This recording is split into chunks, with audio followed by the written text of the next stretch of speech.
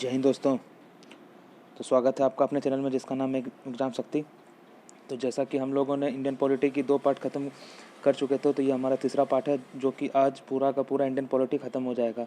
जिसमें से ये तीनों पार्ट मिला के हमारा टोटल 600 क्वेश्चन का सेट है पूरा, जो कि एग्ज़ाम के पॉइंट ऑफ व्यू से बहुत इंपॉर्टेंट क्वेश्चन इसमें से सारा लिया गया है, जो कि एग्ज़ाम के लिए आपको बहुत लाभदायक है। तो आइए हम लोग स्टार्ट करते हैं हमारा आज के तीसरे पार्ट से, जो कि आज हमारे इंडियन पॉलिटी की आखिरी पार्ट है। और जिन्होंने हमारा पहले का 2 पार्ट ना देखा हो तो हमारे डिस्क्रिप्शन लिंक्स में लिंक दिया हुआ है, आप वहाँ से जाके देख सकते हैं। तो आइए हम लोग स्टार्ट करते हैं आज का हमारे पहले क्वेश्चन से। ये देखिए, हम लोगों ने 430 क्वेश्चन 429 क्वेश्चन के लगभग हमने 2 पार्ट में कवर किया था, और इसमें से हम लोग टोटल अब 600 क्वेश्चन तक लेके जाएंगे। तो आइए हम लोग स्टार्ट करते हैं आज के हमारे पहले क्वेश्चन से। तो हमारा क्वेश्चन है, how many types emergency provision in the constitution. बताइए, हमारा जो इमरजेंसी का जो प्रोविज़न है हमारे संविधान में कितने टाइप का है। तो देखिए, वो 3 टाइप का है। ठीक है, वो आर्टिकल 352, 356 और 360 में दिया हुआ है। ठीक है, according to the Indian constitution who has power to declare emergency. देखिए, हमारे भारतीय संविधान में किसके पास पावर है इमरजेंसी को डिक्लेयर करने का। बताइए किसके पास है। तो वो है प्रेसिडेंट के पास। Which of the set of article deals with emergency provision. कौन सा आर्टिकल है जो इमरजेंसी प्रोविज़न को डील करता है। तो मैंने आपको बताया था अभी। तो कौन कौन सा है, आर्टिकल 352, 356 और 360। जो 352 है ये नेशनल इमरजेंसी इसको बोला जाता है, जो कि मार के वक्त जब भी कुछ एक्सटर्नल एग्रेशन हो, इंटरनल डिस्टर्बेशन हो, तो 352 लगाया जाता है। 356 वो होता है जो प्रेसिडेंट किसी भी स्टेट में लगाता है, जो जो जिसको कि राष्ट्रपति शासन बोलते हैं, जो कि बहुत बार लग चुका है। ठीक है, और 360 वो है जो आज तक नहीं लगा है, वो है फाइनेंशियल इमरजेंसी, जो आज तक हमारे भारत देश में नहीं लगा है। Under which article of constitution proclamation of national emergency is declare. बताइए, नेशनल इमरजेंसी कौन से आर्टिकल में हमें पता आता है। 352, 356, 360 या 361। तो जैसा मैंने आपको बताया था कि 352 जो है इसको नेशनल इमरजेंसी में इसको ये है। ठीक है, 352 आर्टिकल में। Under which article of constitution can an emergency be declare in India on account of war or external aggression. बताइए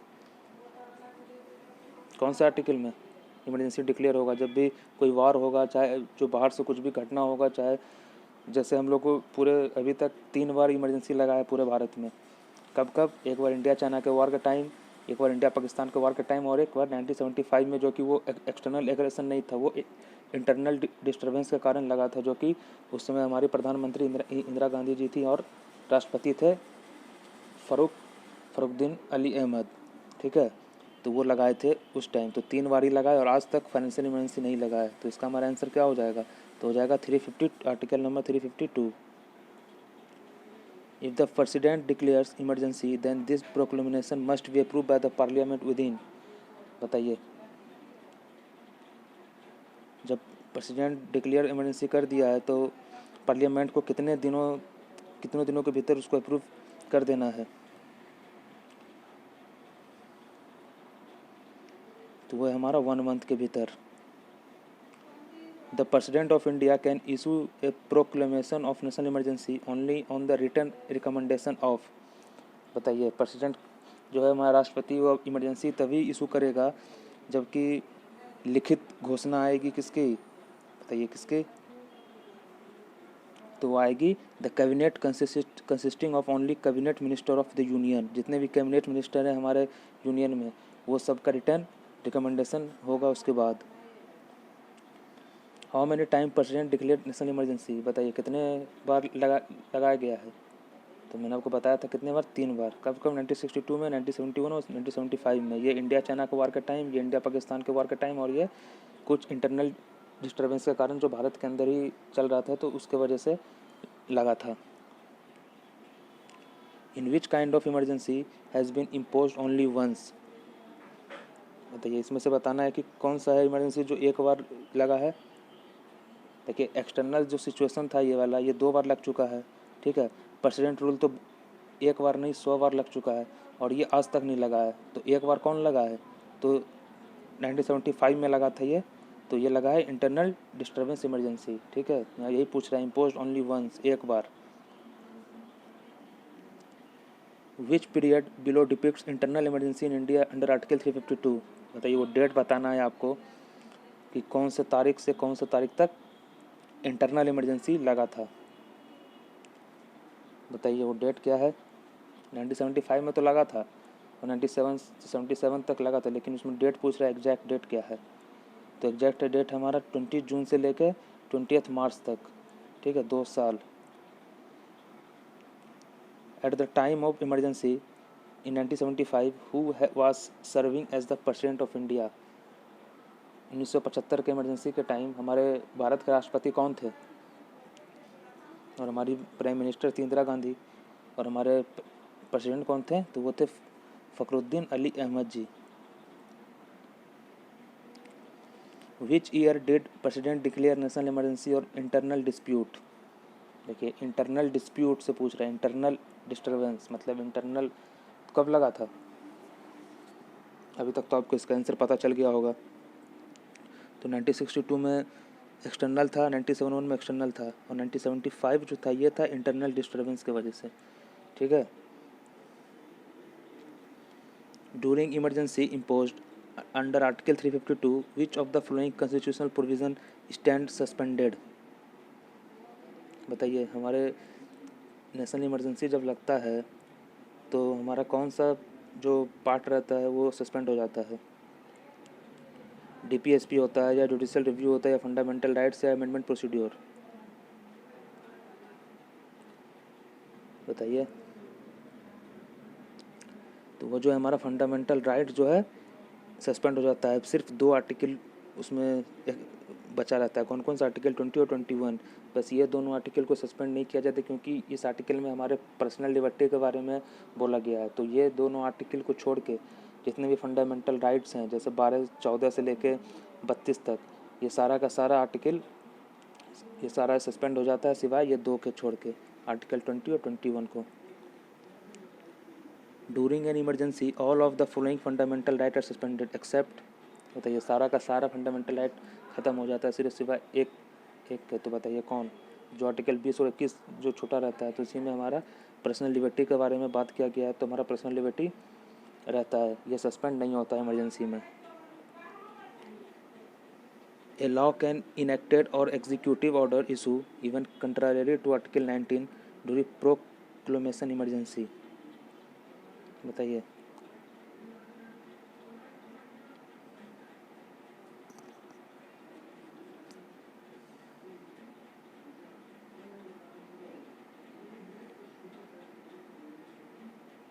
क्या होगा, caused by war or external aggression. Which of the following article of Indian Constitution provide for state emergency and suspend constitutional arrangement in a state। देखिए state का बात कर रहा है, बताइए स्टेट में कौन सा इमरजेंसी लगता है, कौन सा आर्टिकल यूज होता है हमारे स्टेट में जब अगर इमरजेंसी लगाना हो तो वो आर्टिकल है हमारा 356। Which article specify imposition president rule in state. देखिए प्रेसिडेंट रूल, तो कौन सा आर्टिकल है वो, तो आर्टिकल है 356। The president rule is imposed on A state is India when. बताइए प्रेसिडेंट रूल कब लगता है हमारे राज्य में, जब स्टेट कैबिनेट मिनिस्टर रिजाइन कर देता है, या गवर्नर ऑफ स्टेट डाई हो जाता है, द इलेक्शन जब अनाउंस हो जाता है, कब, तब लगता है जब कि कॉन्स्टिट्यूशनल ब्रेकडाउन हो जाता है, उस टाइम जो है प्रेसिडेंट रूल लगाया जाता है राज्य में। In case state emergency is declare it needs parliamentary approval after every. बताइए अगर हमारा राष्ट्रपति शासन लगा है तो हमारे पार्लियामेंट से कितने दिनों के बाद अप्रूवल को लेना पड़ता है। हर एक 6 महीने के बाद जो है हम लोग को फिर से अप्रूवल करना पड़ता है कि 6 महीना हो गया, फिर से पार्लियामेंट अप्रूव करेगा तो फिर से वो 6 महीने के आगे प्रेसिडेंट रूल लागू रहेगा। A financial emergency can be declare applying. बताइए फाइनेंशियल इमरजेंसी कब डिक्लेयर होगा, कौन सा आर्टिकल अप्लाई करने पे, तो आर्टिकल बताइए क्या है, तो कौन सा आर्टिकल है ये आर्टिकल 360 है।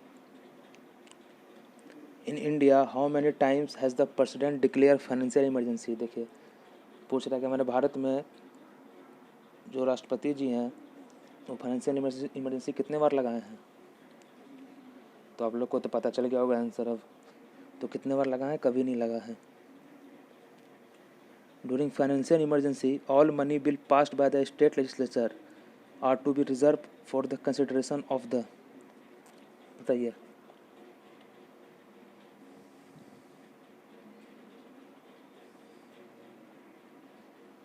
तो प्रेसिडेंट।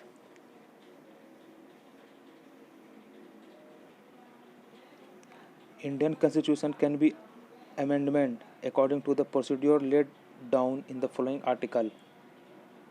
देखिए यहाँ पर पूछ रहा है कि अमेंडमेंट के बारे में, जो कि ये कौन से देश से लिया गया है अमेंडमेंट की प्रक्रिया, कि हमारे संविधान में हम जो भी संविधान है उसको हम फिर से दोबारा संशोधन कर सकते हैं, कुछ चीज़ ऐड करना हो, कुछ चीज़ें हटाना हो। तो वो लिया गया हमारे साउथ अफ्रीका से। तो बताइए कौन से आर्टिकल में इसके बारे में बात कर रहा है। तो आर्टिकल हमारा 368। An amendment of the constitution may be initiated. बताइए जो अमेंडमेंट होगा कहाँ पे होगा।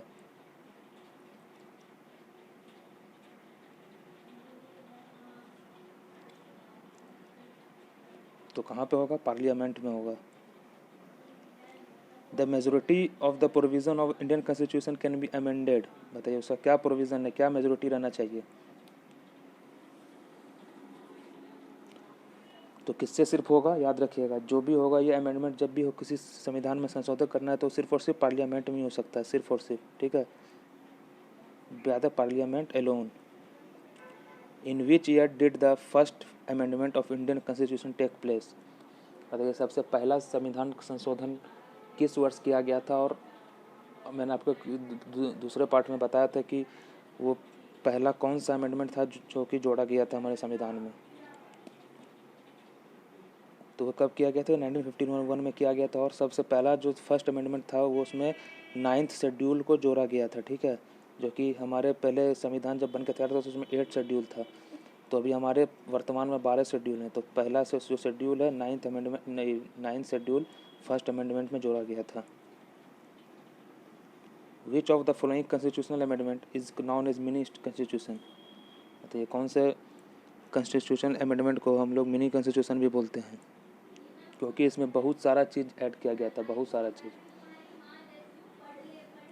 प्रियम्बल में संशोधन किया गया था और उसके बाद बहुत चीज़ें जो थी इसमें ऐड किया गया था। डीपीएसपी में बदलाव किया गया था, बहुत सारी चीज़ें इसमें ऐड किया गया था। तो क्या किसको बोलते हैं, 42 सेकेंड अमेंडमेंट को बोलते हैं, ठीक है। इसमें फंडामेंटल राइट्स का प्रिंसिपल बदला गया था, डीपीएसपी का बदला गया था, जितने भी एडमिनिस्ट्रेटिव ट्रिब्यूनल हैं वो सबको बदला गया था। इसमें बहुत चीज़ को बदला गया था, इसीलिए इसमें फंडामेंटल ड्यूटीज़ ऐड किया गया था, जो कि हमारे टोटल 11 फंडामेंटल ड्यूटी किसके कहने पे, स्वर्ण सिंह कमेटी के कहने पे ये सारा चीज़ इसमें ऐड किया गया था फंडामेंटल ड्यूटीज़ को।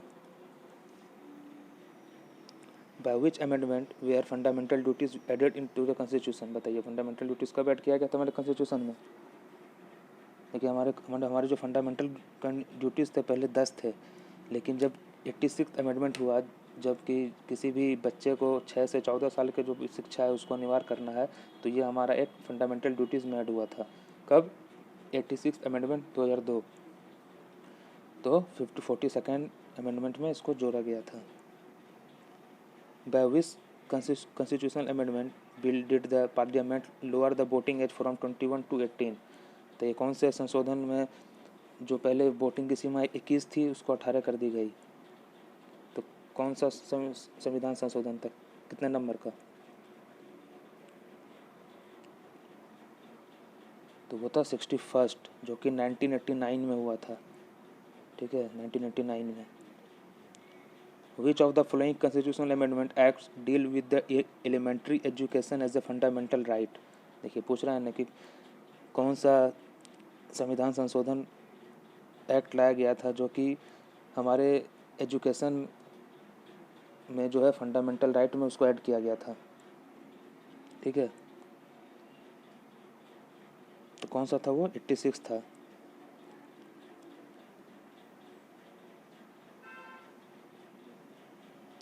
और ये फंडामेंटल राइट में 21 आर्टिकल में ए पार्ट में जोड़ा गया था इस चीज़ को, ठीक है।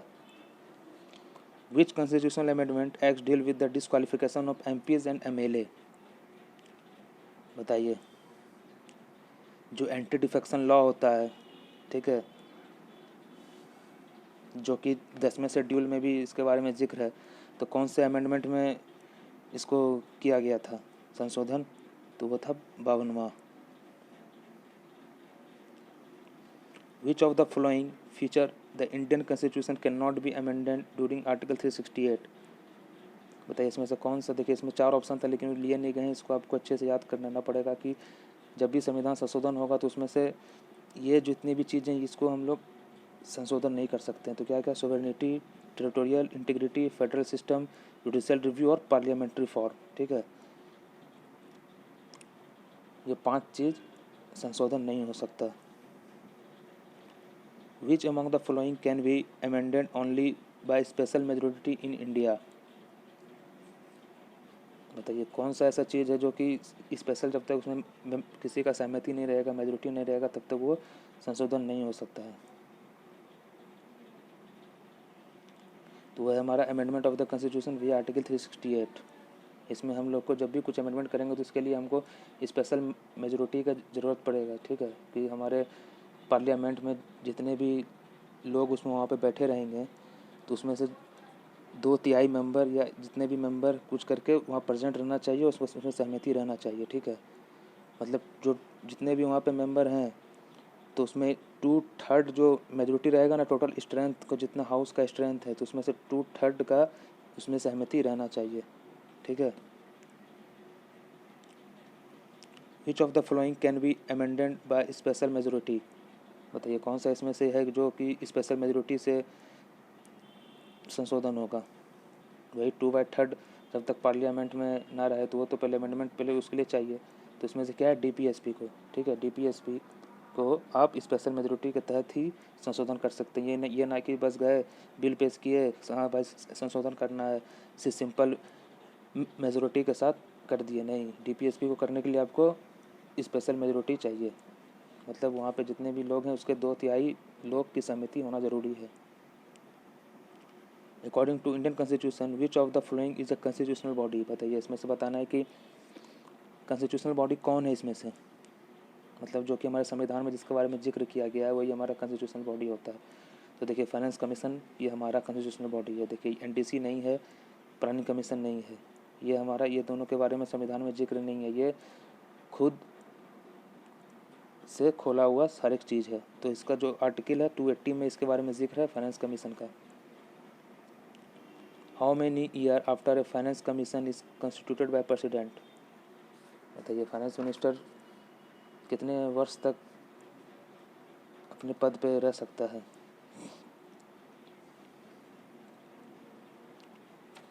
तो हमारा है 5 साल तक।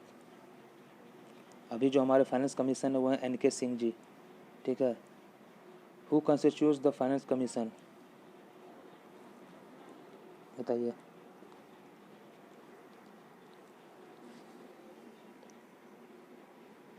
क्या होगा हमारा आंसर इसका? हमारा आंसर हो जाएगा president. The first finance commission was constituted in, बताइए सबसे पहला फाइनेंस कमीशन कब कंस्टिट्यूट किया गया था?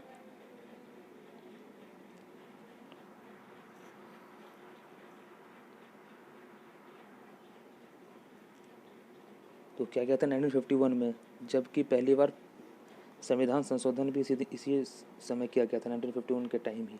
और हमारे पहले फाइनेंस कमीशन कौन थे? तो वो थे KC नियोगी जी। और अभी कौन है हमारे वर्तमान में? तो NK सिंह जी हैं। President constitute which of the following body for the distribution of resource between centre and state? बताइए। देखिए planning commission, taxation commission, tariff commission ये सब कुछ नहीं होता है, तो फाइनेंस कमीशन होगा।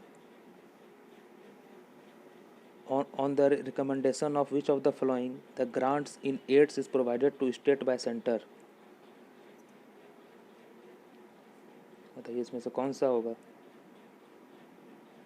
किसके रिकमेंडेशन पे? तो फाइनेंस कमीशन के रिकमेंडेशन पे होता है ये। Who appoint the member of UPSC, देखिए यूपीएससी का जो अभी हमारे चेयरमैन हुए हैं अरविंद सक्सेना जी, तो पूछ रहा है कि कौन अपॉइंट करता है यूपीएससी को। देखिए यूपीएससी का जो कार्यकाल होता है 6 साल का होता है और 65 साल तक, मतलब दोनों में से कोई भी एक, कोई पहले आ जाए तो आप रिटायर हो जाइएगा, चाहे 6 साल पहले हो जाए या 65 साल आपका पहले आ जाए, तो इसको प्रेसिडेंट जो है अपॉइंट करता है। ये देखिए, ये हमारा कॉन्स्टिट्यूशनल बॉडी नहीं है, इसके बारे में हम लोग जान जाते हैं, जो कि एग्जाम में बहुत पूछा जाता है कि नेशनल डेवलपमेंट काउंसिल कब फॉर्म हुआ था, इसके चेयरमैन कौन होते हैं, इसमें कौन कौन से मेंबर होते हैं। तो देखिए नेशनल डेवलपमेंट काउंसिल जो है ये फॉर्म हुआ था 1952 को, इसको एनडीसी बोलते हैं शॉर्ट फॉर्म में, आप लोगों ने सुना भी होगा NDC, national development council.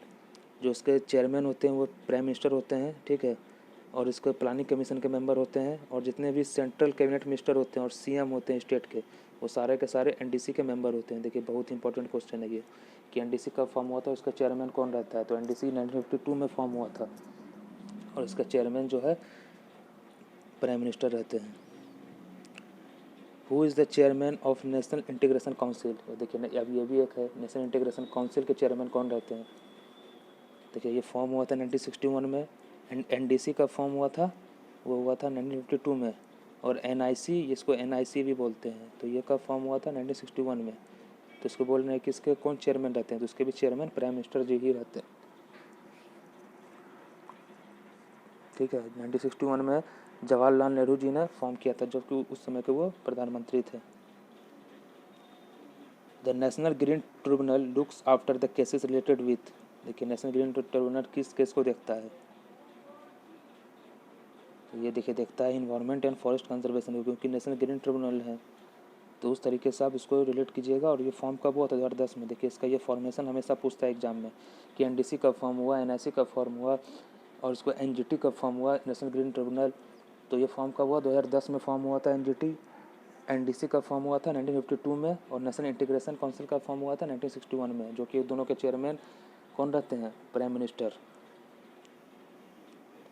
Planning commission of India was, बताइए प्लानिंग कमीशन जो हमारा भारत का क्या है, कॉन्स्टिट्यूशनल बॉडी है या फ्री एंड ऑटोनमस बॉडी है या सेक्यूरिटी बॉडी है या नॉन कॉन्स्टिट्यूशनल बॉडी है।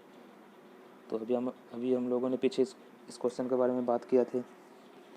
तो हमारा जो प्लानिंग कमीशन है ये नॉन कॉन्स्टिट्यूशनल बॉडी है।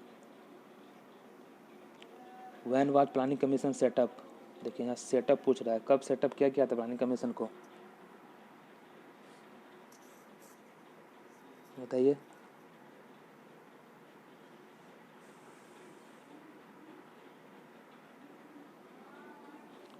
देखो उसको सेटअप किया गया था 1950 को किया गया था, और हमारा पहला प्लानिंग कमीशन कब फॉर्म हुआ था, तो 1951 से लेकर 1956 तक, जो कि पंचवर्षीय योजना जो कराता है वही प्लानिंग कमीशन का बात कर रहे हैं यहाँ पे, ठीक है। पंचवर्षीय योजना आपको इकोनॉमिक्स में पढ़ने को मिलेगा, जो कि आने वाले दिनों में हम लोग जब इकोनॉमिक्स की क्लास करेंगे तो उसमें हम लोग अच्छे से इसको बारे में डिस्कस करेंगे। तो प्लानिंग कमीशन जो है कब सेटअप क्या करके, यहाँ सेटअप पूछ रहा है, ना कि कब से लागू हो गया, तो ये नहीं, 1951 से ये कार्य में आ गया था, लेकिन सेटअप जो था इसका 1950 में किया गया था। जो पीएससी का जो टर्म रहता है कितने साल का रहता है, मैंने आपको बताया था। देखिए यूपीएससी का जो ये है आर्टिकल 316 में, ये देखिए मोस्ट इंपॉर्टेंट आर्टिकल, इसको याद कीजिएगा। यूपीएससी का जो जिक्र है आर्टिकल 316 में इसके बारे में जिक्र है, ठीक है। तो इसका जो रहता है 6 साल और up to the age of 65, जो पहले हो जाए। Which of the following is a feature of civil service India, बताइए।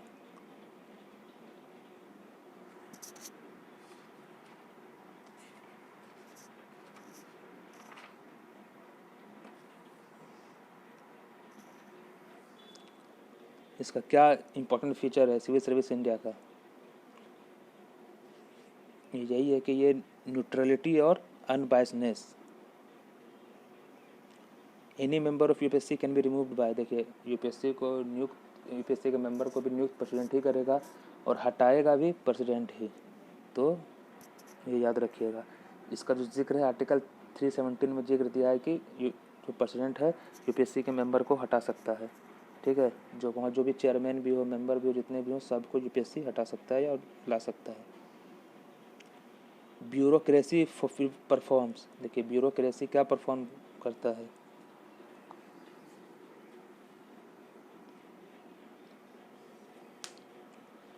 देखिए जो ब्यूरोक्रेसी जो परफॉर्म करता है वो है एडमिनिस्ट्रेटिव, क्वासी जुडिशियल और क्वासी लेजिस्लेटिव एक्ट, ठीक है। How can a new all India service be introduce,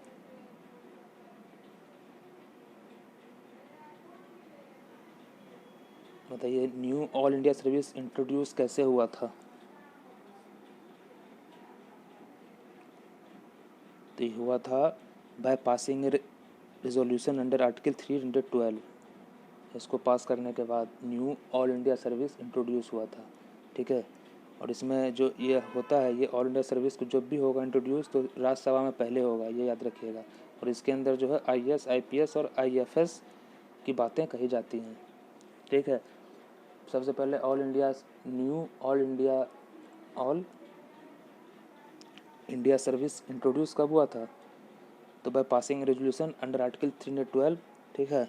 और ये सबसे पहले राज्यसभा में जाता है, ठीक है, उसके बाद लोकसभा में। और इसके अंदर 3 चीज़ IAS IPS और IFS।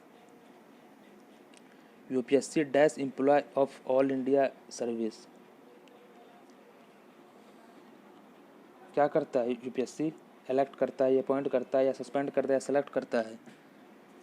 तो क्या करेगा, सिंपल आंसर है UPSC select employ of all India service.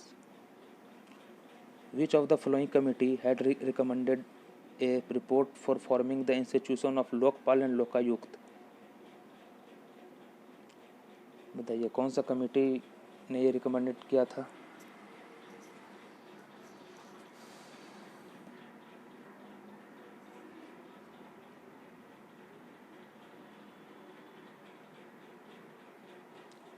तो किया था फर्स्ट एडमिनिस्ट्रेटिव रिफॉर्म कमीशन ने 1966 में।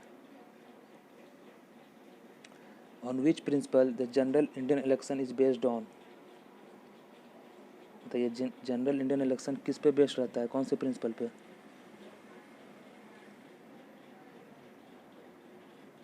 तो ये बेस्ड रहता है रीजनल रिप्रेजेंटेशन पे। Under which article election commission is established, बताइए इलेक्शन कमीशन कौन से आर्टिकल में इस्टेब्लिश होने का जिक्र है। जैसे देखिए UPSC 316 में है, तो इलेक्शन कमीशन का जिक्र जो है आर्टिकल 324 में है, ठीक है। In which year anti defection law was passed by Indian parliament, ये देखिए एंटी डिफेक्शन लॉ मतलब 52nd अमेंडमेंट एक्ट हुआ था, तो किस वर्ष हुआ था वो पूछ रहा है आपसे। एंटी डिफेक्शन लॉ कब पास हुआ था इंडियन पार्लियामेंट में, बताइए। अगर आपको पता होगा कि 52nd अमेंडमेंट एक्ट किस वर्ष हुआ था तो आप अच्छे से पता लगा लीजिएगा। देखिए ये जो हुआ था, देखिए 52 है तो आपको 5 वाले ढूंढना पड़ेगा उस तरीके से, तो 1985 में हुआ था, ठीक है, 1985 में। बस एक याद करने का एक तरीका है।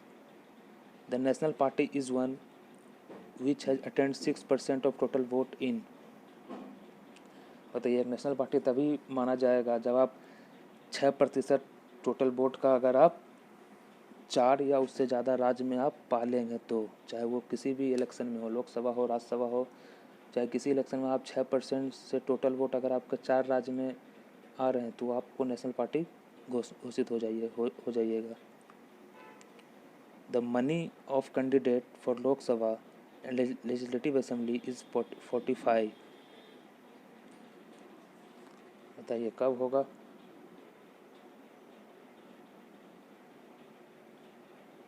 वो तब होगा when he could not secure 1/6 vote, ठीक है, 1/6 वोट भी अगर वो नहीं ला पाए तो उनके साथ फिर ये होगा। देखिए right to vote in election of the parliament is a, देखिए राइट टू वोट जो है, जो हमारा अधिकार है, ये क्या है, फंडामेंटल राइट है, कॉन्स्टिट्यूशनल राइट है, लीगल राइट है, नेचुरल राइट है। ये राइट टू वोट,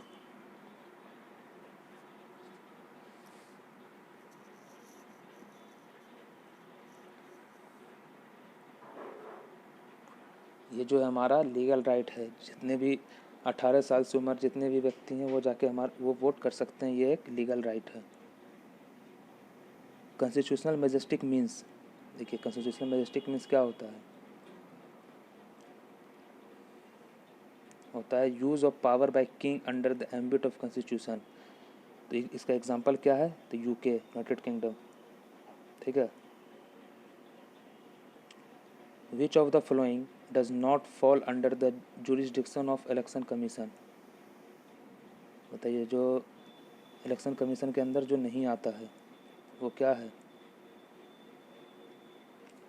तो देखिए इलेक्शन ऑफ प्रेसिडेंट ये तो आता है, रिकॉग्नाइजेशन पॉलिटिकल पार्टी ये भी आता है, allocation of sine to political party ये भी आता है। देखिए जो इलेक्शन ऑफ प्राइम मिनिस्टर का थोड़ी ये करवाता है, ये तो अपॉइंट होते हैं प्रेसिडेंट के द्वारा, और जो लोकसभा में जो चुन के जो मेंबर आते हैं जो मेजोरिटी होता है उनसे वो उस बीच से एक नेता को चुना जाता है कि हमारे प्रधानमंत्री होंगे, ठीक है। तो ये आप कंफ्यूज मत होइए किस चीज़ से, तो हमारा ये हो जाएगा आंसर फर्स्ट कि ये हमारे अंडर नहीं आता है।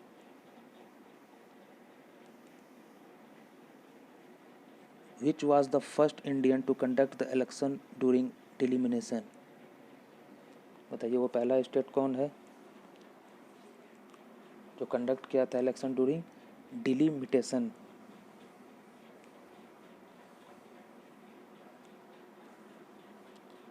तो हमारा स्टेट है Karnataka. Who said that I don't accept a politics without religion? बताइए किसने कहा था कि मैं पॉलिटिक्स ज्वाइन नहीं करूँगा विदाउट रिलीजन? तो वो थे हमारे Gandhi ji. When was the national commission for minority established? ये देखिए ये भी क्वेश्चन पूछता है, जैसे एनडीसी, एनआईसी, एनजीटी, तो ये पूछ रहा है कि नेशनल कमीशन फॉर माइनॉरिटी कब इस्टेब्लिश हुआ था? बताइए।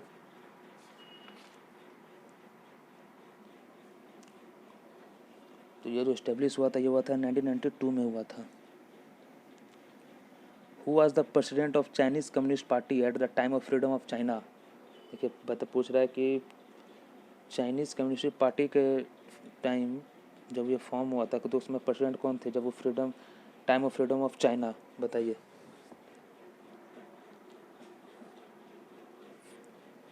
तो वो थे माओ जेडोंग।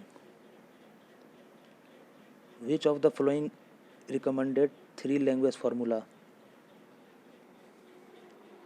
ये 3 लैंग्वेज फार्मूला किसने रिकमेंड किया था?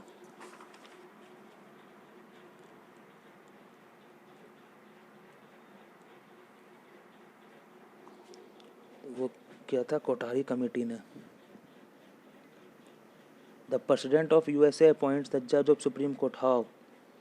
तो जो राष्ट्रपति है यूएसए का वो अपने सुप्रीम कोर्ट के जज को किस तरीके से अपॉइंट करता है? तो करता है अप्रूवल ऑफ सेनेट।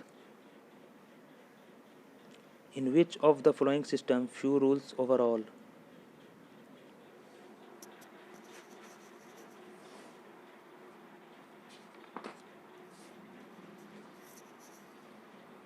बताइए।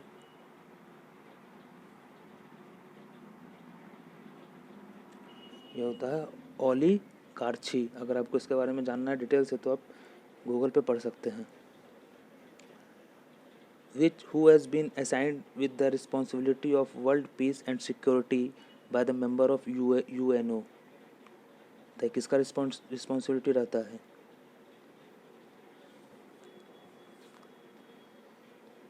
तो रहता है हमारा सिक्योरिटी काउंसिल का। What is the term of non permanent member of United nation security council का देखिए बात हो रहा है, ना कि जनरल असेंबली का। यूनाइटेड नेशन सिक्योरिटी काउंसिल में नॉन परमानेंट मेंबर जो रहता है कितने समय तक रहते हैं? देखिए हमारे टोटल उसमें 15 कंट्री आते हैं और इसमें से 5 परमानेंट है और 10 नॉन परमानेंट, जो कि हर 2 साल के बाद चेंज होते रहता है। तो हर 2 साल के बाद देखिए तो 5 permanent of UNSCR United nation security council कौन कौन से हैं? 5 मेंबर। तो देखिए हमारा वो चाइना है, फ्रांस है, रसिया है, यूके और यूएसए। ये हमारे 5 परमानेंट मेंबर हैं यूनाइटेड नेशन सिक्योरिटी काउंसिल के।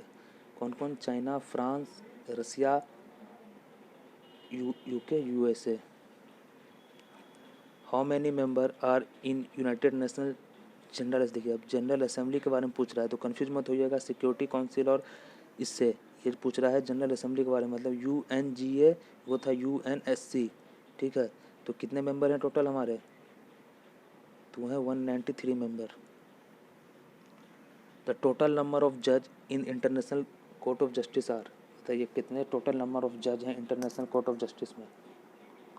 और जिसको हेड क्वार्टर है ये है नीदरलैंड। नीदरलैंड में जगह का नाम है द हग। तो वहीं पे इसका जो है हेड क्वार्टर है। तो कितने जज रहते हैं वहाँ पे, तो टोटल 15 जज रहते हैं।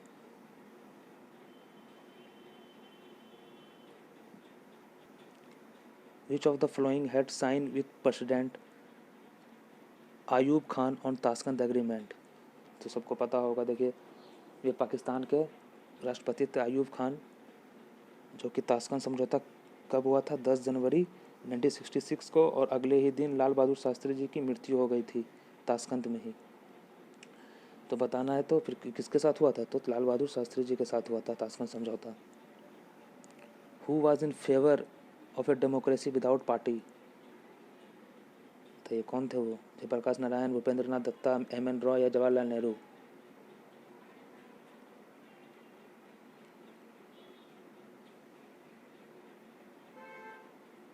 तो कौन थे वो, Jayaprakash Narayan. Which of the following country has single party democracy.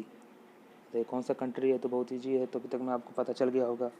China जो है कम्युनिस्ट पार्टी है, वहाँ पे कम्युनिस्ट पार्टी वर्क करती है चाइना में। तो सिंगल पार्टी कौन होगा, तो वो होगा चाइना, ठीक है। The concept of Lokpal has been taken from. बताइए कहाँ से लिया गया कॉन्सेप्ट लोकपाल का, जो कि 2013 में अन्ना हजारे के द्वारा ये जो लोकपाल बिल था ये पास कराया गया था। तो ये लिया गया है स्कैंडिनेवियन कंट्री से, जो कि स्वीडन, जो कि पहला देश था स्वीडन जो कि लोकपाल लागू किया था, तो वहीं से ये कॉन्सेप्ट लिया गया है। Which of the following resist liberty and freedom.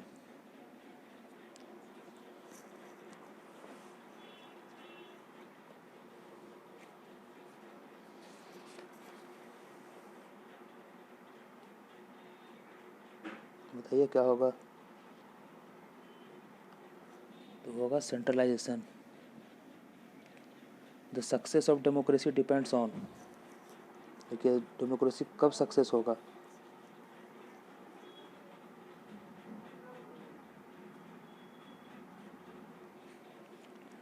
तो जब तक हम उसको अपोज ना करें तब तक वो सक्सेस नहीं होगा। तो राइट टू अपोज।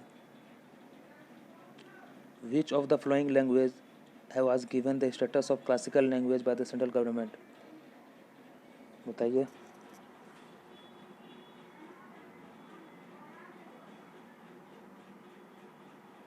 देखिए अभी हमारे जो है 5 क्लासिकल लैंग्वेज है, ठीक है। कौन कौन सा, संस्कृत, तमिल, तेलुगु, उड़िया और मलयालम। मलयालम जो कि केरला का भाषा है, तेलुगु जो कि आंध्र प्रदेश और तेलंगाना का भाषा है, उसके बाद तमिल जो तमिलनाडु का भाषा है, संस्कृत, उसके बाद उड़िया जो उड़ीसा का भाषा है। तो ये 5 जो है भी क्लासिकल हमारे थे। तो इसमें से कौन होगा, फिर तमिल होगा। जो हमारे 5 कौन कौन है, संस्कृत है, तमिल है, तेलुगु है, मलयालम है और उड़िया है, ठीक है। याद रखिएगा ये हमारे क्लासिकल लैंग्वेज है। When did Sri Lanka gain it's independence. बताइए श्रीलंका को आज़ादी कब मिली थी,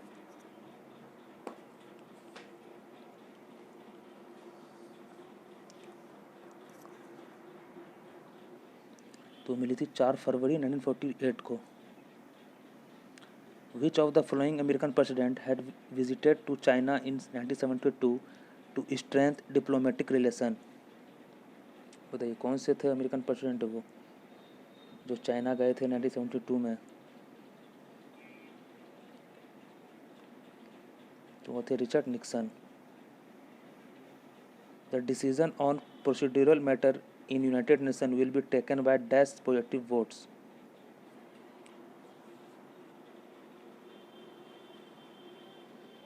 बताइए कितने, तो होगा हमारा 9 positive votes. Which was first non communist country to recognise communist China in 1950?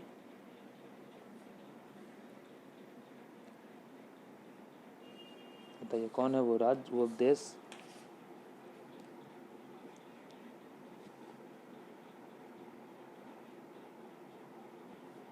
वो है हमारा प्यारा भारत ही है। Who is the father of idealism? देखिए कौन है आइडियलिज्म का father?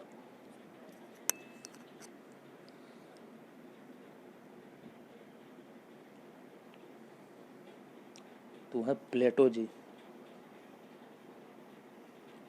Man is a social animal, whose statement is this? बताइए किसका स्टेटमेंट है ये? तो स्टेटमेंट है ये अरिस्टोटल का। Who said political science as metrology? कौन बोले थे ये बात?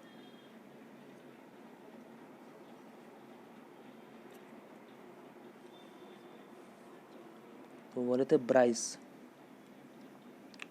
Liberty consist in obedience to general will, whose statement is this?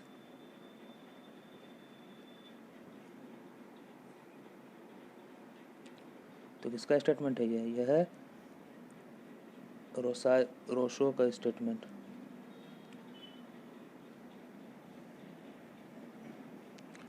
Whose statement is this? Man is born free but always in cycle. बताइए किसका स्टेटमेंट है ये?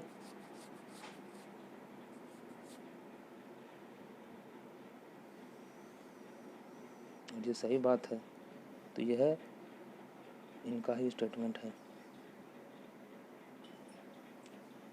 विच of the following country is governed by king? बताइए कौन सा country है? तो है सऊदी अरेबिया, सबको पता है ये चीज़। CTBT डिनोट्स, देखिए CTBT क्या डिनोट्स करता है? CTBT का फॉर्मूला होता है, ये फुल फॉर्म होता है comprehensive nuclear test ban treaty. ठीक है, क्या होता है? Comprehensive nuclear test ban treaty. तो ये आर्म कंट्रोल मेजर करता है। ठीक है, CTBT का जो काम होता है वो आर्म कंट्रोल मेजर करता है। Who supported the concept of public desire?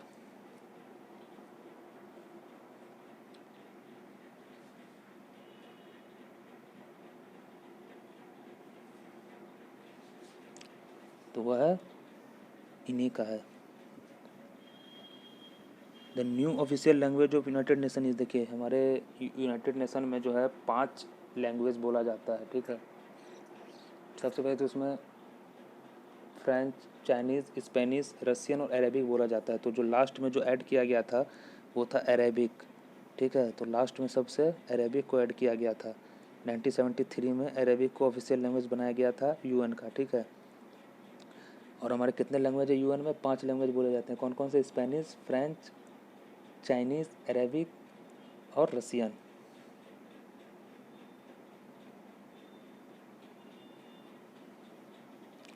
In which of the following there is a possibility of arbitrary rule?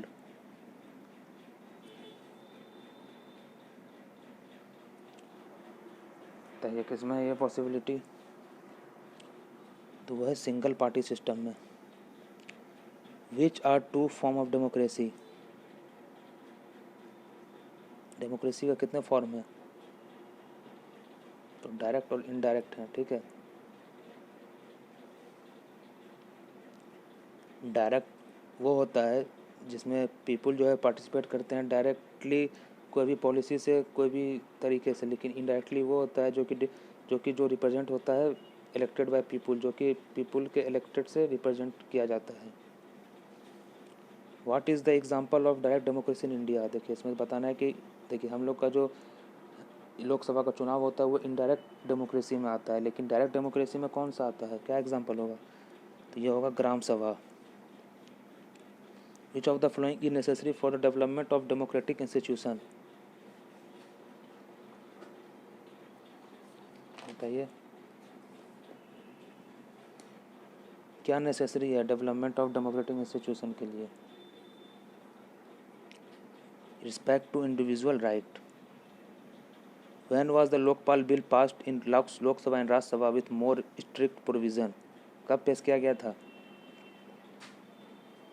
तो पेश किया गया 2013 में। What is the meaning of ordinary law? क्या होता है इसका मीनिंग ऑर्डिनरी लॉ का? The law made and enforce by government. Ordinary law का मतलब यही होता है।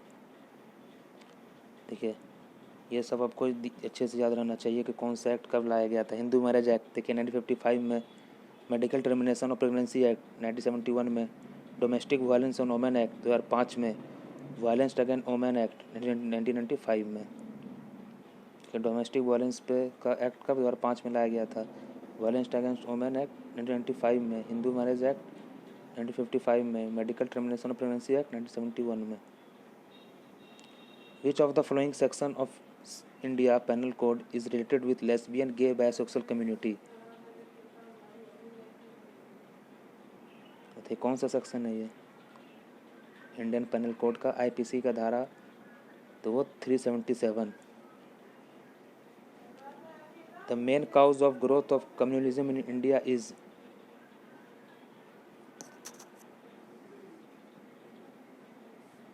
बताइए क्या है main cause growth of communalism in India is? तो यह है economic and educational backwardness of minority group. To which Mandal commission report is related? देखिए मंडल कमीशन का रिपोर्ट किससे से रिलेटेड है?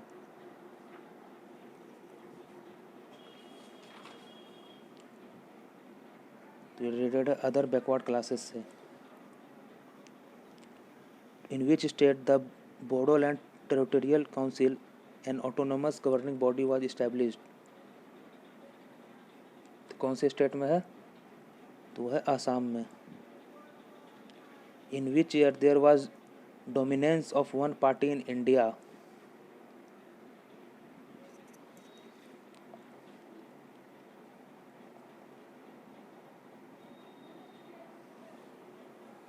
तो 1977 में इंडियन नेशनल कांग्रेस डोमिनेट हुआ था।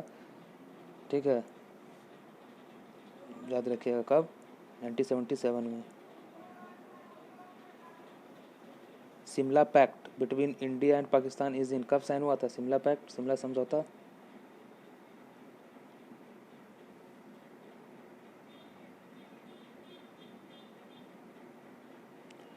तो 1971 के वार के बाद जो हुआ था,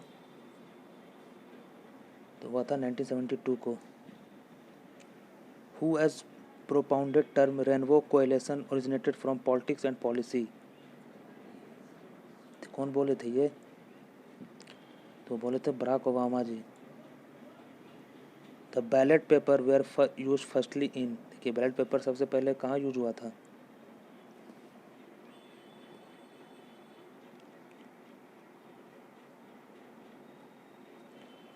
तो हुआ था एंशियंट ग्रीस में, जो कि पहले का टाइम ग्रीस था। ठीक है, और अभी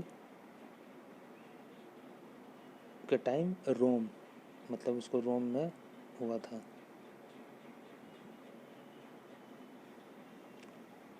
what occurs under direct democracy is Switzerland? क्या है ये? नेचुरल ग्रोथ है। What is the term of president of Switzerland? देखिए स्विट्जरलैंड में प्रेसिडेंट का कितने साल का टर्म रहता है बताइए?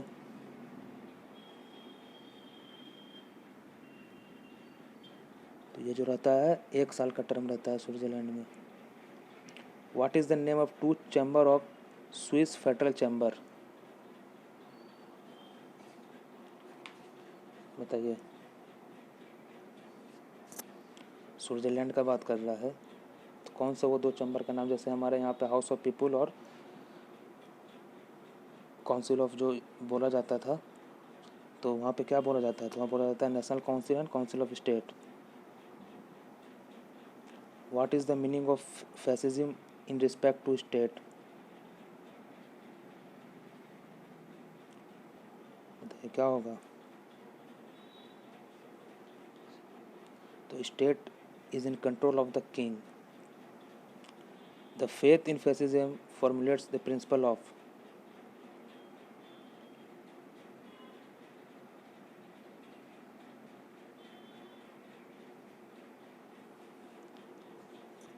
क्या होगा? Dictatorship. Who advocated the Nazism in Germany? तो कौन थे वो थे Adolf Hitler. Malayalam is the official language of, देखिए मलयालम केरला की भी लैंग्वेज है, लेकिन और किसका लैंग्वेज है मलयालम?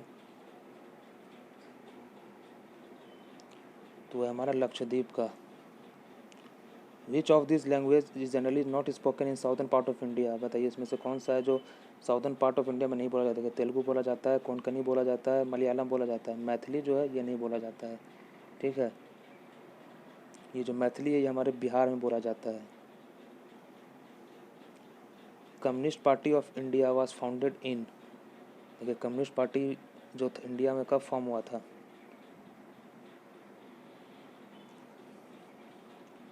तो ये फॉर्म हुआ था 1925 को। M in BIMARU stand for which state? देखिए बीमारू, एम क्या रिलेट करता है इसमें?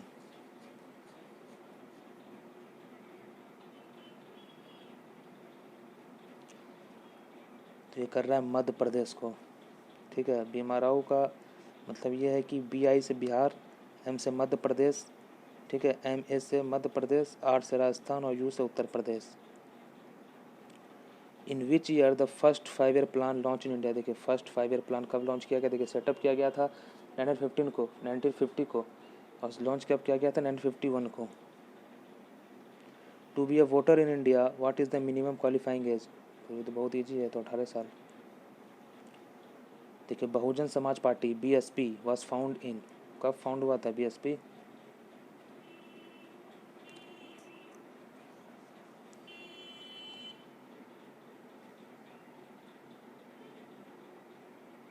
जो कि मायावती की पार्टी थी, तो 1984 में फॉर्म हुआ था और ये एक नेशनल पार्टी है BSP. What is the full form of Indian political party CPIM? बताइए सीपीआईएम का फुल फॉर्म क्या है? तो है कम्युनिस्ट पार्टी ऑफ इंडिया, मार्क्सवादी हैं ये। ठीक है, communist party of India. National Congress party was founded in, देखिए नेशनलिस्ट पूछ रहा है ना कि नेशनल कांग्रेस, वो तो 1885 में हुआ था। इंडियन नेशनल कांग्रेस ये है नेशनलिस्ट, मतलब एनसीपी, जो कि शरद पवार की जो इस बार अभी हेड है। तो कब फॉर्म हुआ था एनसीपी? ये फॉर्म हुआ था 1999 को। देखिए यूनाइटेड प्रोग्रेसिव अलायंस यूपीए जिसको बोला जाता है, ये कब फॉर्म हुआ था? और जो इनकी चेयरमैन है वो हैं सोनिया गांधी जी।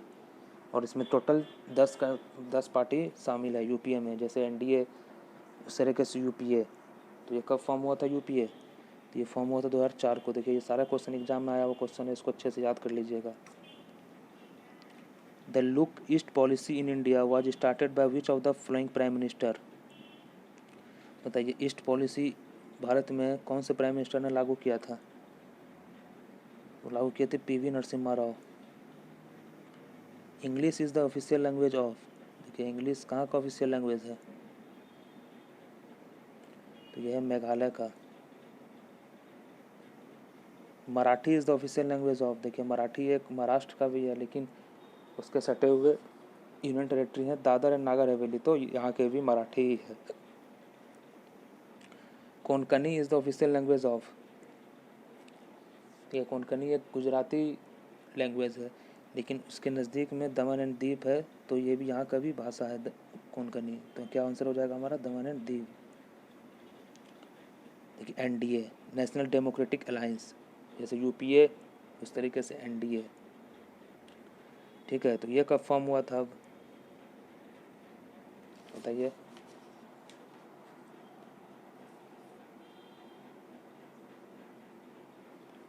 ये फॉर्म हुआ था 1998 को और यूपीए कब फॉर्म हुआ था? 2004 को।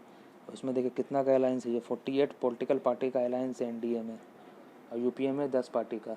तो अभी जो हमारी सरकार है एनडीए की सरकार है, जो कि इसमें प्राइम मिनिस्टर हमारे मोदी जी हैं बीजेपी से। ठीक है, तो एनडीए कब फॉर्म हुआ था? 1998 को। एनसीपी कब फॉर्म हुआ था? 1995 को। बीएसपी कब फॉर्म हुआ था? 1994 को। और यूपीए कब बना था? 2004 में। और इंडियन नेशनल कांग्रेस कब फॉर्म हुआ था? 1885 में। एआईटीसी फुल फॉर्म, देखिए एआईटीसी का फुल फॉर्म क्या है? ऑल इंडिया तृणमूल कांग्रेस, ये भी 1998 में ही फॉर्म हुआ था। ठीक है, और जो ये अभी पार्टी लीड कर रही हैं वो लीड कर रही हैं ममता बनर्जी जी, जो वेस्ट बंगाल की अभी सीएम है, और ये भी नेशनल पार्टी है। तो ये क्या है, all India Trinamool Congress, AITC। Dash recommended change in the structure and working of BCCI। तो कौन है वो, तो है Lodha committee. Telugu is the official language of, देखिए तेलुगु आंध्र प्रदेश का है, तेलंगाना का है। देखिए ये सब आपको याद रहना है। देखिए आर्टिकल 343 में बताता है कि इंडियन कॉन्स्टिट्यूशन जो है, हिंदी हमारा हमारा ऑफिशियल लैंग्वेज है हमारे भारत का। कौन बताता है, आर्टिकल 343 बताता है। ठीक है, बहुत इंपॉर्टेंट आर्टिकल है ये, इसको याद रखिएगा। 343 article. In which form of government priest rule in the name of God.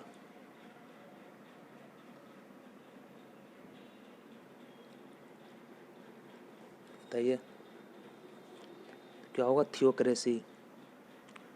English is the official language of, किसका लैंग्वेज है इंग्लिश ऑफिशियल लैंग्वेज, तो यह चंडीगढ़ का। Who said the God who gave us life gave us the liberty at the same time. तो किसने बोला है ये बात, तो ये बोले हैं जेफरसन जी ने। Which form of government believes in giving equal rights and opportunity for women and man. तो वह feminist. Which of the flowing correct about coalition form of government, बताइए क्या बोलते हैं, क्या बोलेंगे इस चीज़ को, कोएलिशन फॉर्म ऑफ गवर्नमेंट को, तो बोलेंगे sharing of power of by 2 और more political parties. What is the main objective of Marxism, देखिए क्या है मार्क्सवादी का मेन ऑब्जेक्टिव,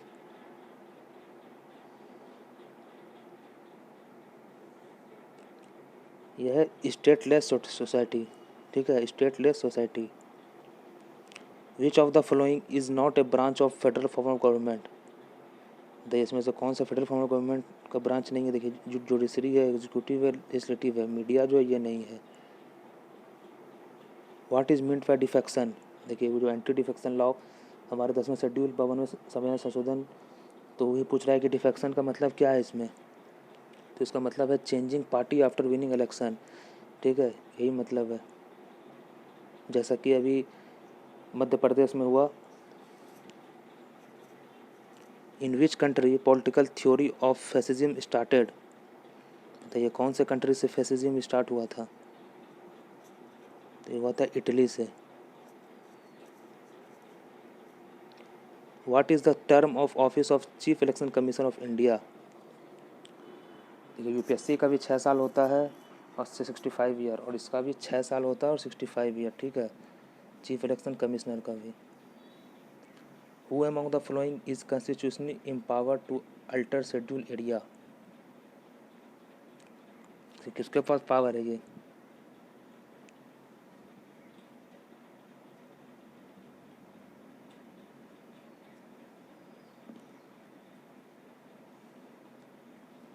तो यह प्रेसिडेंट ऑफ इंडिया के पास। Which among the following country is not a part of second world war country, बताइए सेकेंड वर्ल्ड वार कंट्री में कौन सा देश है जो कि उसमें भाग नहीं लिया था, तो वह है Argentina. A system of rules that takes effect when a military authority takes control of the normal administration of justice is called as, क्या बोलते हैं उसको, उसको बोलते हैं marital law. Which of the following is not a matter of local government, देखिए पंचायत का बात हो रहा है, लोकल गवर्नमेंट, उसमें पूछ रहा है कि उसमें से कौन सा जो है लोकल गवर्नमेंट में नहीं आता है, बताइए कौन है जो नहीं आता है इसमें से, तो वह है law and order. Which of the following is exercised by local government in relation with state government,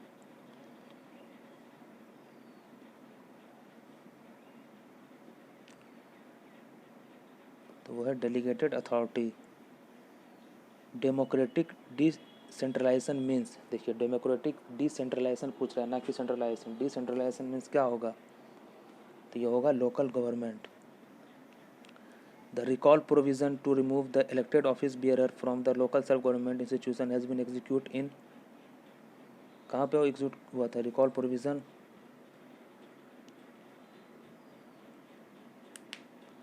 ये हुआ था मध्य प्रदेश में। Which of the following is related with the पंचायती राज, बताइए पंचायती राज से कौन सा कमेटी रिलेटेड है। देखिए बलवंत राय कमेटी, इन्हीं के कमेटी के द्वारा 3 टायर पंचायती राज व्यवस्था अपनाया हुआ है। Who had propose the idea of 3 tyre Panchayati Raj system, देखिए कौन ये आइडिया दिया था, तो वो दिया था बलवंत राय मेहता कमेटी 1957 में। The committee appointed in 1977 to review working of the Panchayati raj was chaired by, देखिए 1977 में किसे अपॉइंट किया गया था पंचायती राज सिस्टम के लिए, तो वो किया गया था अशोक मेहता कमेटी को। By which of the flowing amendment act of the Indian constitution the Panchayati Raj system got the constitution status, बताइए कौन से अमेंडमेंट में इसको एक संवैधानिक अधिकार मिला था। और ये हमारे 11वें शेड्यूल में इनका जिक्र है और 12वें में नगर पालिका का, और 73वें संविधान संशोधन में ये जिक्र है, और 74वें में नगर पालिका का जिक्र है 74वें संविधान संशोधन में। By which of the following article the Panchayati Raj system was started in India, देखिए कौन से आर्टिकल से, तो वो है आर्टिकल नंबर 40। द टर्म ग्राम सभा डिनोट्स, देखिए ग्राम सभा क्या डिनोट्स करता है,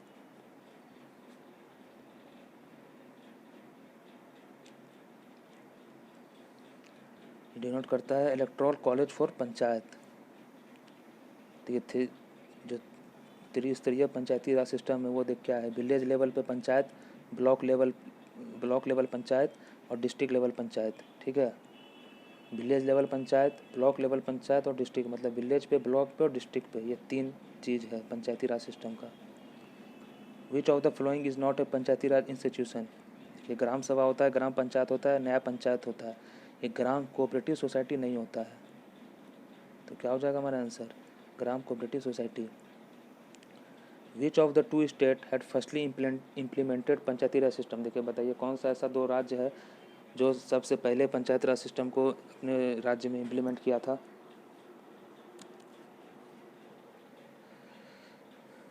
देखिए इसमें सबसे पहले किया था राजस्थान, उसके बाद जाके आंध्र प्रदेश किया था, ठीक है। तो आंध्र प्रदेश और राजस्थान, लेकिन आपसे पहले पूछे तो राजस्थान पहले किया था। Which of the flowing state adopt 3 tyre Panchayati Raj system, देखिए इसमें से बताइए कौन है जो फर्स्ट अडॉप्ट किया था सबसे पहला राज्य, तो वह है राजस्थान। कब किया था ये, 1959 को। Which of the following ensure grass root democracy in India, बताइए इसमें से ग्रास रूट डेमोक्रेसी आपको कौन सा लग रहा है, तो वह है Panchayati Raj. What is the system of local self government in the Panchayati Raj setup, ये क्या है, 3 structure at village, block and district level, कहाँ है, विलेज, ब्लॉक और district level. Panchayati Raj system has an intermediate tier known as, देखिए इसको पंचायती राज सिस्टम में intermediate tier किसे बोला जाता है, तो बोला जाता है पंचायत समिति को, ठीक है, intermediate tyre. Which of the following is not an administrative function of A village panchayat, तो इसमें से कौन सा इनका एडमिनिस्ट्रेटिव के अंदर नहीं आता है, तो वह है providing college education. Which of the following constitutional amendment gave है constitutional status to urban bodies, ये देखिए अर्बन बॉडीज़ के लिए कौन से संविधान संशोधन में इसको जोड़ा गया था, कौन से संशोधन में इसको स्टेटस मिला बताइए, तो मिला था 74 में, जैसा आपको बताया था नगर पालिका 74, और ये इसका 12वें शेड्यूल में इसका जिक्र है। Who is the head of municipal corporation, बताइए म्यूनसिपल कॉरपोरेशन का हेड कौन होता है, पीएम होता है, सरपंच होता है, मेयर होता है, गवर्नर होता है, तो वो जो है हमारा मेयर होता है। Panchayati Raj system is based on the principle of, देखिए हम लोगों ने पहला क्वेश्चन ही देखा था, पहला नहीं, मतलब इस पार्ट का पंचायती राज जो क्वेश्चन है तो उसमें क्या है, decentralisation. The state commission conducts control and survives supervises municipal election under. देखिए कौन से आर्टिकल के तहत,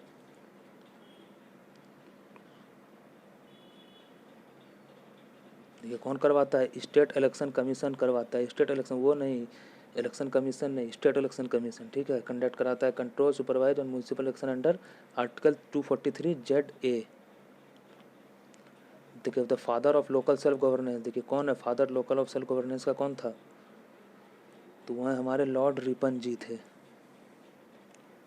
when power is shared among different organ of government then it is known as, तो सिंपल सा बात है, क्या बोलेंगे उसको, सेपरेशन ऑफ पावर। और देखिए ये हमारा लास्ट क्वेश्चन है, जब जहाँ की इंडियन पॉलिटी आज ख़त्म हो जाएगी। Which of the following crops is banned by the supreme court of India, कौन सा क्रॉप है जो सुप्रीम कोर्ट ने बैन किया हुआ है, तो वह है हमारा जेनेटिकली मॉडिफाइड ब्रिंजल। तो ये रहा हमारा पॉलिटी की लास्ट क्वेश्चन, जो कि पॉलिटी पूरी की पूरी ख़त्म हो गई है, जो कि इसमें से मोस्ट इंपॉर्टेंट 600 क्वेश्चन लिया गया। अगर आप ये 600 क्वेश्चन भी अच्छे से पढ़ लेते हैं तो आपको इंडियन पॉलिटी की 85% आपने कवर कर लिया है, और इससे ऊपर क्वेश्चन कभी आ ही नहीं सकता, ये हम आपको गारंटी दे रहे हैं। अगर ये 600 क्वेश्चन आपने अच्छे से समझ के पढ़ लिया है, अगर आप समझ गए हैं, तो इससे बाहर आपको कुछ देखने को नहीं मिलेगा पॉलिटी से। तो चलिए धन्यवाद, तब तक के लिए हम हमारा चैनल देखते रहिए, और फिर कल से हम लोग एक नई चीज़ स्टार्ट करने वाले हैं, तो हमारे साथ जुड़े रहिएगा। जिन्होंने हमारा पहले के वीडियो नहीं देखे हैं, हमने पॉलिटी आज ख़त्म कर दी है, ज्योग्राफी ख़त्म कर दी है, फिजिक्स ख़त्म कर दी है, बायोलॉजी ख़त्म कर दी है। उसके बाद एसएससी की पिछले प्रीवियस ईयर 2 साल जितने क्वेश्चन आए 1000+ क्वेश्चन, वो ख़त्म हो कर दिया गया है। अगर आप लोगों ने नहीं देखा है तो हमारे प्ले लिस्ट में जाके देख सकते हैं। तो चलिए तब तक के लिए धन्यवाद, जय हिंद।